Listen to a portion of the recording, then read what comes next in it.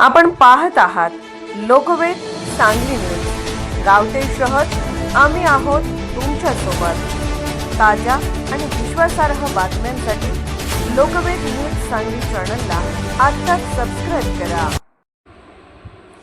Sangli एलसीबीचा correct कार्यक्रम 3 लाखांचा ऐवज लुटणारा इराणी आरोपी जेरबंद। ईश्वरपूर शहरात भर दिवसा वृद्ध किराणा व्यापाऱ्याच्या गळ्यातील सोन्याची चेन व अंगठी हिसकावून मोटरसायकलवरून पळून जाणाऱ्या आरोपीला एलसीबी सांगली व ईश्वरपूर पोलीस पथकाने 24 तासात जेरबंद केले व ईश्वरपूर पोलिसात गुन्हा दाखल करण्यात आला।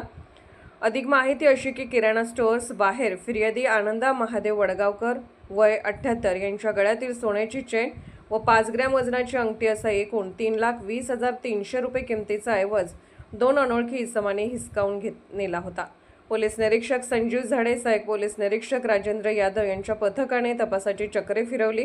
गोपनीय माहितीवरून सांगलीवाडी ते बायपास रोड परिसरात मोटरसायकलवरून फिरणाऱ्या संशयित इक्बाल हिम्मतलाल बेग राहणार कुडची तालुका रायबाग यास ताब्यात घेतले। त्याच्याकडून मुद्देमाल जप्त करण्यात आला आहे।